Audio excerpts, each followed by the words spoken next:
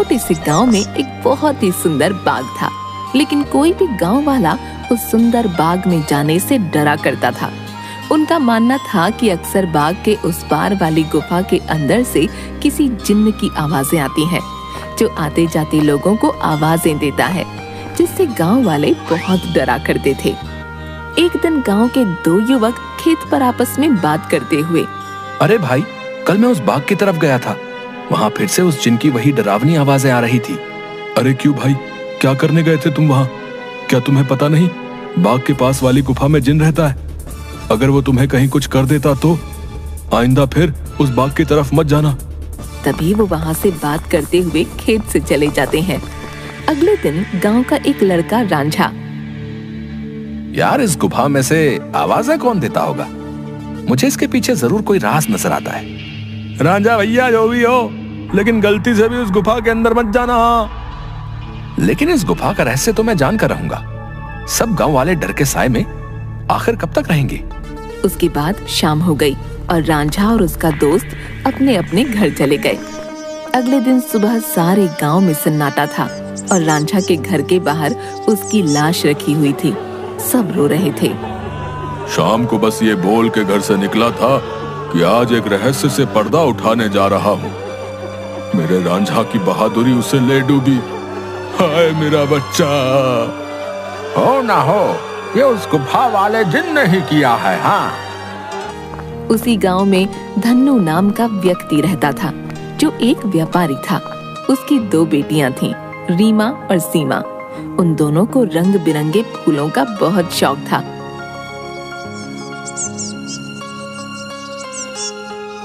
बहुत दिन हो गए हैं, चलो आज हम गांव के बाग में चलते हैं।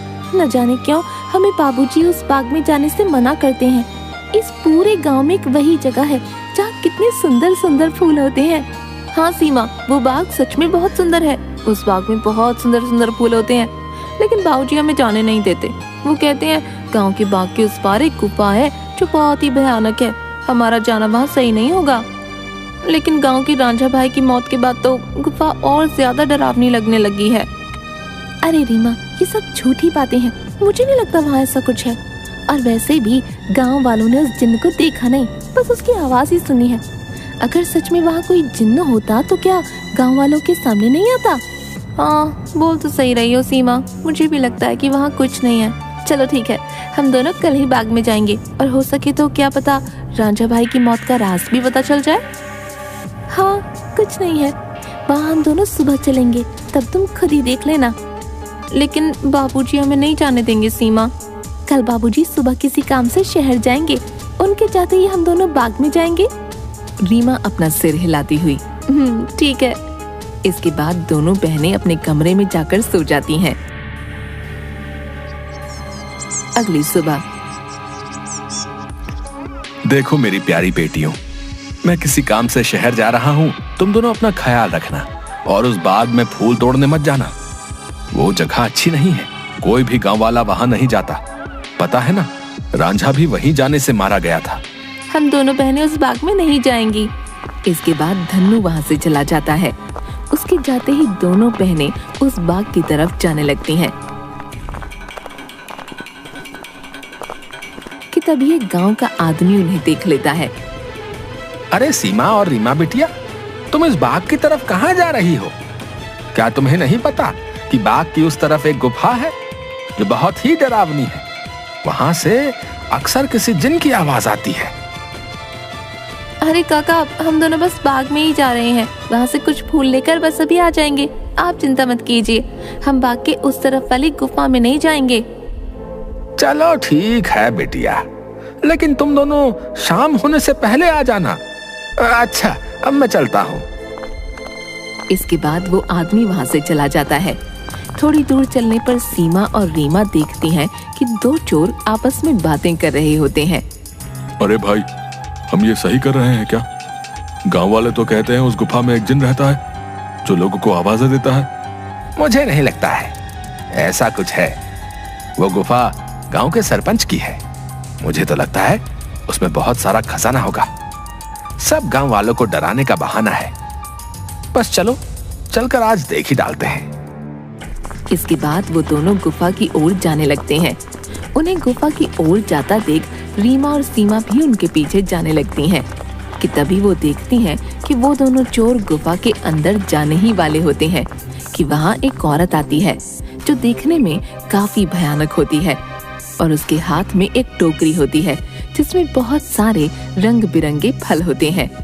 तभी वो औरत उन दो चोरों से कहती है, कहाँ जा रहे हो तुम दोनों? क्या तुम्हें पता नहीं इस गुफा में एक जिन्न रहता है? वो तुम्हें मार डालेगा। चले जाओ यहाँ से, चले जाओ। क्या कहा? जिन? अरे बाबा! कि तभी उस जिन्न की आवाज आती है, कौन है वहाँ? क्या कोई मुझे सुन पा रहा है? अंदर आओ, निकालो मुझे यहाँ से। जिन्न की ऐसी डरावनी आवाज सुनकर वो दोनों डर जाते हैं। अरे भैया भागो, इस गुफा के अंदर तो सच में कोई जिन है, भागो यहाँ से। और वो दोनों वहाँ से भाग जाते हैं। मैंने तो पहले ही कहा था, यहाँ दोबारा मत आना, वो तुम्हें जिंदा नहीं छोड़ेगा। ये सब रीमा और सीमा देख रही थीं कि तभी वहाँ रीमा और सीमा के सामने वो औरत आ जाती है जो देखने में काफी भयानक होती है, जिसके हाथ में बहुत सारे रंग बिरंगे फल होते हैं। कहाँ जा रही हो तुम दोनों? सीमा और रीमा डरते हुए, हम तो बस ऐसे ही बाग घूमने आए थे काकी, लेकिन आप यहाँ क्या कर रही हैं? मैं तो यहीं रहती हूँ, यही बाग मेरा घर है। तुम दोनों यहाँ से जल्दी चली जाओ, वरना वो जिन्न तुम्हें छोड़ेगा नहीं। जाओ यहाँ से। क्या सच में बाग के उस पार वाली गुफा में कोई जिन्न है काकी? हाँ, और वो बहुत खतरनाक है। तुम दोनों यहाँ से जल्दी चली जाओ। इसके बाद वो औरत वहाँ से चली जाती है। मुझे बहुत डर लग रहा है, अब मैं इसके आगे नहीं जाऊंगी। मुझे लगता है वो औरत सच बोल रही है, वो जिन्न हमें मार डालेगा। मैं नहीं जाऊंगी उस गुफा में। ठीक है, तो मेरा यही इंतजार करना। मैं सच जानना चाहती हूँ, क्या वाकई वो आवाज जिन्न की है या नहीं? इसलिए मैं तो गुफा के अंदर जा रही हूँ। तुम यहाँ से कहीं मत जाना, मैं जल्दी आ जाऊंगी। इसके बाद रीमा अकेले ही आगे चलती है।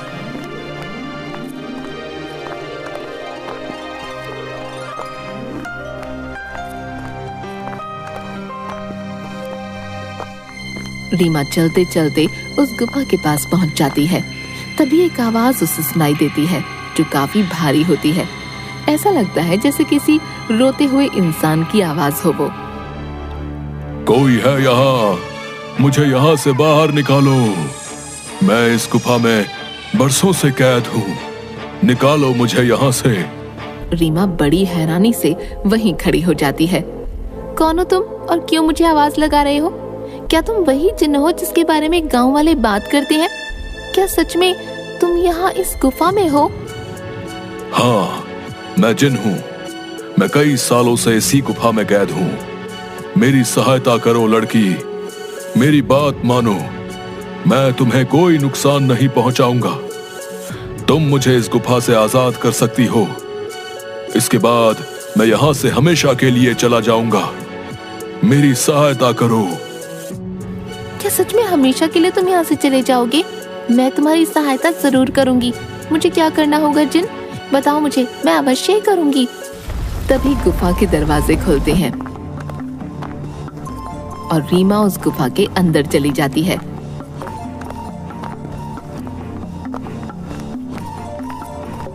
जैसे ही वो अंदर जाती है, एक बहुत बड़ी अजीब से जानवर की परछाई उसे नजर आती है जो देखने में बहुत ही डरावनी होती है। आओ लड़की, तुम्हारा जिन की इस गुफा में स्वागत है। मैं कई सालों से गुफा के बाहर आते जाते लोगों को आवाजें लगाता हूँ।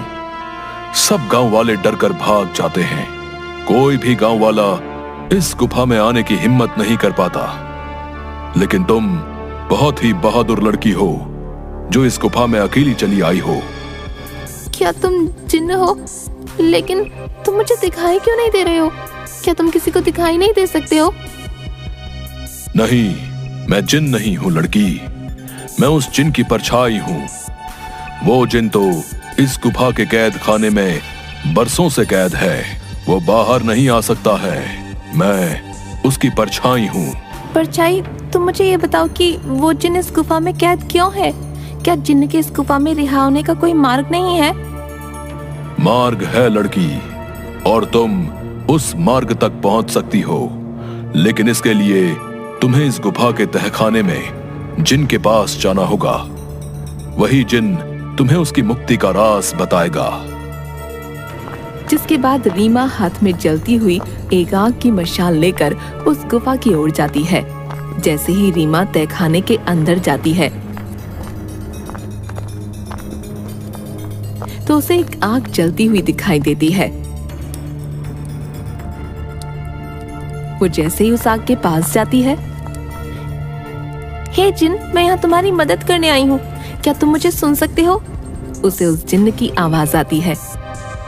आओ बहादुर लड़की, मैं तुम्हारा ही इंतजार कर रहा हूँ। मैं जानता हूँ कि तुम ही मुझे इस गुफा से मुक्ति दिला सकती हो। तुम्हारा इस गुफा में स्वागत है लड़की। तुम बहुत ही बहादुर हो जो इस गुफा में आई हो। मेरा नाम जिनाद है। मैं यहाँ कई सालों से बंद हूँ। मेरे सामने आओ जिन्नात, मैं तुम्हें देखना चाहती हूँ। कि तभी अचानक से जिन्नात उसके सामने आता है, जो बहुत ही डरावना होता है। एक बहुत ही भयानक सा दिखने वाला, जिसके सिर पर एक लंबी चोटी होती है जो काफी बड़ा होता है। रीमा के सामने वो आता है। उसे देखकर रीमा थोड़ा डर जाती है। देखो, तुम डरो मत लड़की, मैं तुम्हें कुछ नहीं करूंगा। मैं जानता हूं कि तुम मेरी मदद करने आई हो, लेकिन मेरी मदद करना इतना भी आसान नहीं है। तुम एक बार और सोच सकती हो। क्या तुम वाकई मेरी मदद करना चाहती हो? लेकिन मैं तुम्हारी मदद कैसे कर सकती हूँ, और तुम यहाँ कैद कैसे हुए? बताता हूँ। बहुत साल पहले इस गुफा में एक औरत रहती थी। वो बहुत गरीब थी। वो गुफा के बाहर वाले बाग से फल तोड़ा करती थी और उन्हें ही खाया करती थी। एक दिन उसने बाग के सारे फल तोड़ लिए और यहां इस गुफा में लेकर आ गई। उन्हीं फलों के बीच एक रहस्यमयी फल भी था, जो बहुत ही चमकदार था और जिस पर मेरी नजर थी।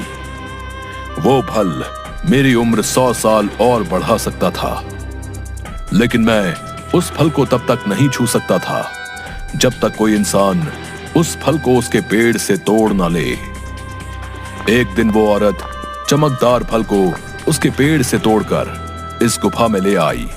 जब मैंने देखा तो मैं उसके पीछे इसी गुफा में आ गया और मैंने उससे कहा कि हे औरत, तुम जो बाग से सबसे सुंदर और चमकदार फल तोड़कर लाई हो, वो मुझे दे दो। इसके बदले में तुम जो भी 2 इच्छाएं मांगोगी वो पूरी होंगी। ठीक है, मैं तुम्हें वो फल दे देती हूँ, लेकिन मेरी 2 इच्छा है। पहली ये कि तुम मुझे वरदान दो, आज से ये बाग मेरा होगा, और दूसरी ये कि तुम इस गुफा में ही कैद रहोगे, ताकि इस बाग में कोई भी तुम्हारे डर से ना आ सके और हमेशा के लिए मैं ही इस बाग में राज करूं।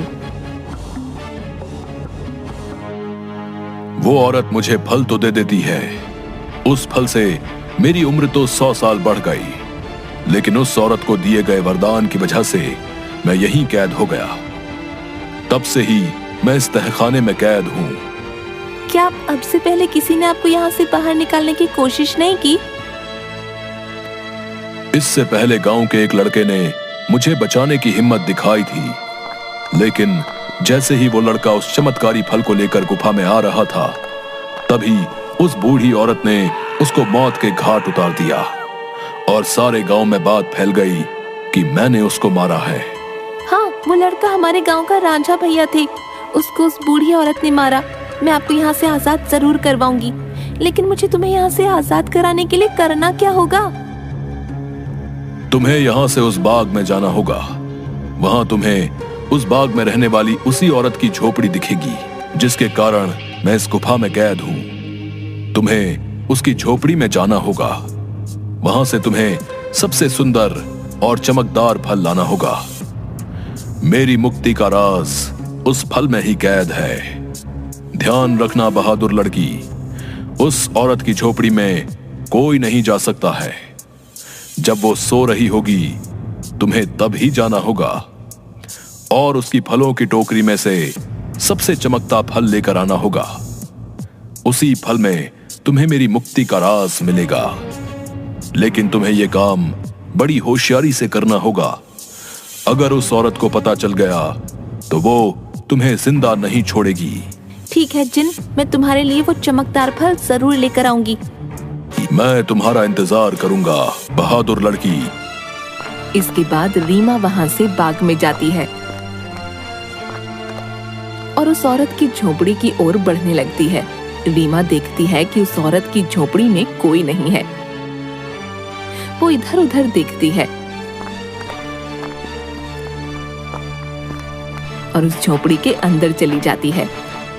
रीमा अंदर जाकर देखती है कि बहुत सारे फल उस औरत की झोपड़ी में रखे हैं।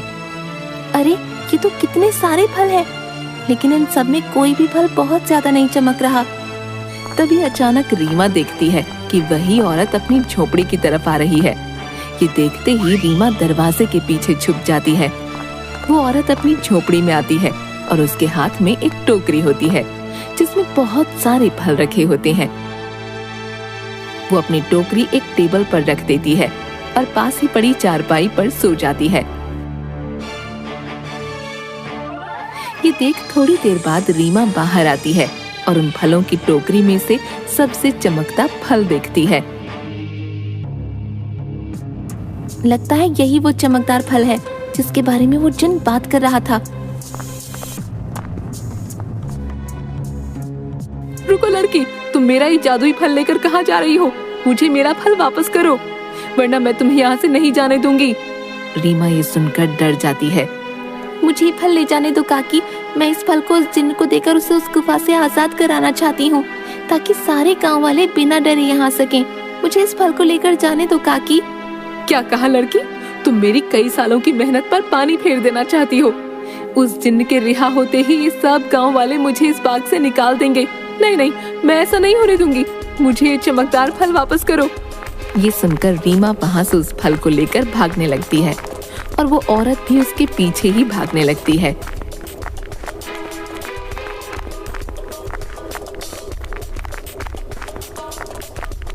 रीमा भागते भागते उस गुफा में पहुंच जाती है। जैसे ही वो गुफा में पहुंचती है, वो जादुई फल उसके हाथ से नीचे गिर जाता है, जिसके गिरते ही तोते में बदल जाता है। रीमा ये देखकर हैरान हो जाती है। तभी वो औरत वहां आ जाती है। ये तुमने क्या किया लड़की? इस जादुई फल को नीचे गिरा दिया और अब ये तोता तुम्हें उस जिन्न की आजादी का सबसे आखिरी रास्ता बताएगा। नहीं, मैं ऐसा नहीं होने दूंगी, मैं तुम्हें मार डालूंगी। वो औरत रीमा को जैसे ही अपने हाथों से मारने आगे बढ़ती है, वो औरत अचानक से आग में जलने लगती है, जिसे देख रीमा हैरान हो जाती है। तभी एक आवाज सुनाई देती है जो उस जिन्न की परछाई की होती है। डरो मत बहादुर लड़की, इस लालची औरत को इसके किए की सजा मिल चुकी है। अब तुम्हें अपनी मंजिल का आखिरी पड़ाव पार करना है, जिसमें ये तोता तुम्हारी मदद करेगा। तभी अचानक से वो तोता उड़ने लगता है और गुफा में उसी तरफ भागने लगता है जहाँ वो जिन्न कैद था। रीमा भी उसके पीछे पीछे चलने लगती है।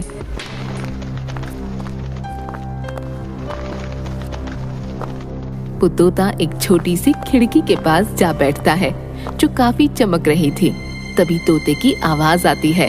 सुनो बहादुर लड़की, तुम्हें इस चमकदार खिड़की को खोलना होगा, जिसकी चाबी तुम्हें ढूंढनी होगी। मैं तुम्हें 2 रास्ते बताऊंगा, जिस पर चल के तुम्हें इस खिड़की को खोलने वाली चाबी मिलेगी। लेकिन 2 रास्तों में से तुम्हें कोई एक रास्ता चुनना होगा। पहला रास्ता एक गुलाब के फूल की तरफ जाता है जो बाग की तरफ है। दूसरा रास्ता एक अंधेरे की तरफ है जो इसी गुफा में उस तहखाने की तरफ जाता है जहां वो जिन कैद है। जाओ और अपना रास्ता चुन लो। रीमा काफी देर सोचने के बाद, मैं गुफा वाला रास्ता ही चुनूंगी जो अंधेरे की तरफ जाता हो। जिसके बाद रीमा गुफा की ओर चलने लगती है कि तभी रीमा को एक सिक्का दिखाई देता है। अरे ये इतना चमकता हुआ सिक्का यहाँ कैसे आया?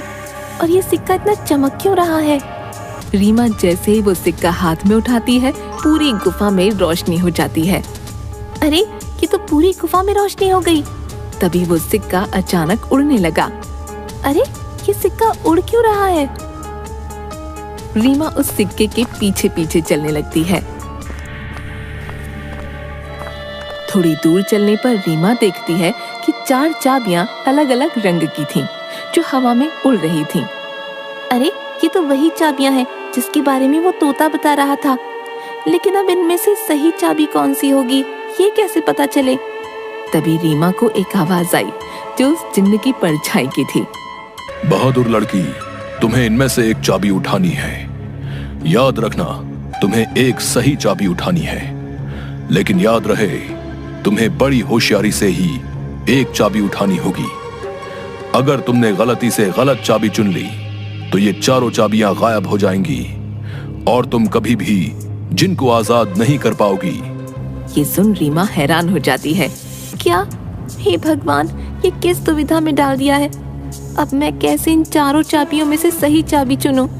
काफी देर सोचने के बाद रीमा देखती है कि चारों चाबियों में से एक चाबी बहुत बड़ी थी, जो लाल रंग की थी, और जिस चमकदार फल के गिरने से वो तोता बना था वो भी लाल ही रंग का था।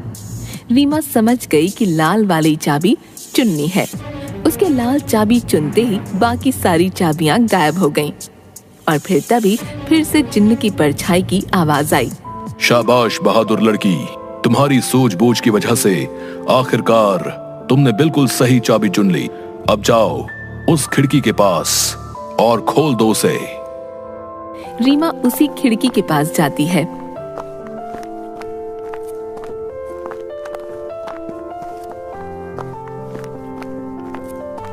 और देखती है कि अभी भी वो तोता उस खिड़की के पास ही बैठा था। ये देखो, मैं इस खिड़की की चाबी ले आई हूँ। तुम वाकई बहुत बहादुर हो लड़की। अब तुम इस चाबी से इस खिड़की को खोल दो। रीमा जैसे ही उस चाबी को खिड़की में लगाती है, खिड़की अचानक से खुल जाती है। रीमा देखती है उस खिड़की के बाहर बहुत रोशनी थी, जिसकी चारों तरफ बहुत सारे चमकदार फल चमक रहे थे और बहुत सारी तितलियां उनके पास मंडरा रही थीं। वो तोता उस खिड़की में उड़ता हुआ चला जाता है और तोता खिड़की के बाहर जाते ही उस जिन्न में बदल जाता है, जो कई सालों से गुफा में बंद था।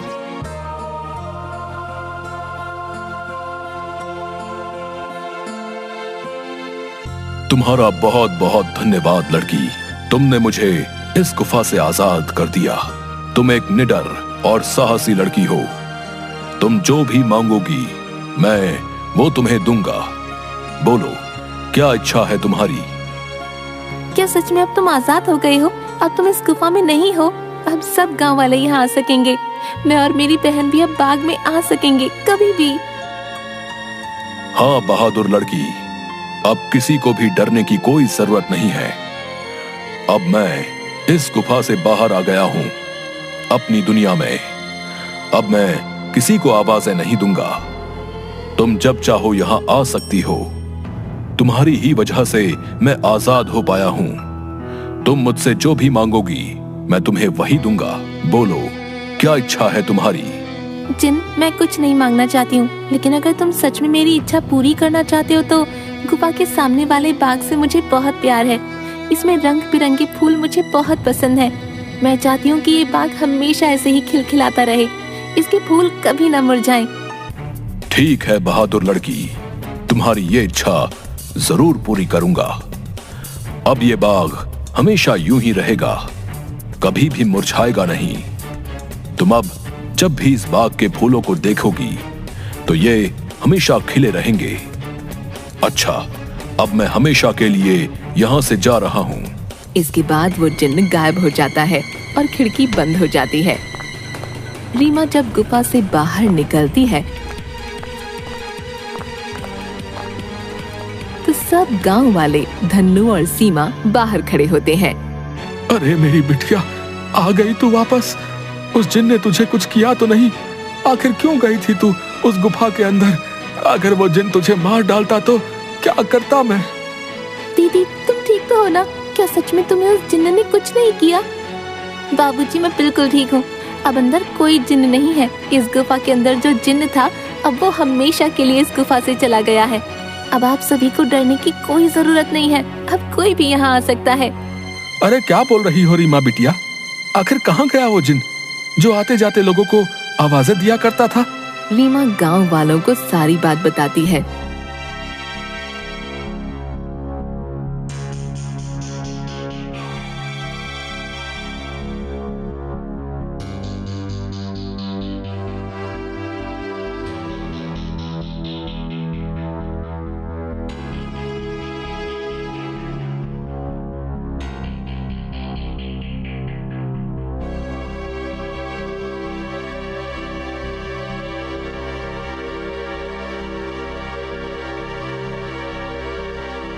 थोड़ी देर बाद गांव वाले बहुत खुश होते हैं और रीमा से बोलते हैं, अरे रीमा बिटिया, तुम तो सचमुच में बहुत बहादुर हो। तुम्हारी वजह से ही अब वो जिन इस गुफा से आजाद हो गया है। अब हम गांव वालों को डरने की कोई जरूरत नहीं है और रांझा की मौत का रहस्य भी सब गांव वालों को पता चल गया। इसके बाद गांव वाले बिना डरे हंसी खुशी गांव में रहने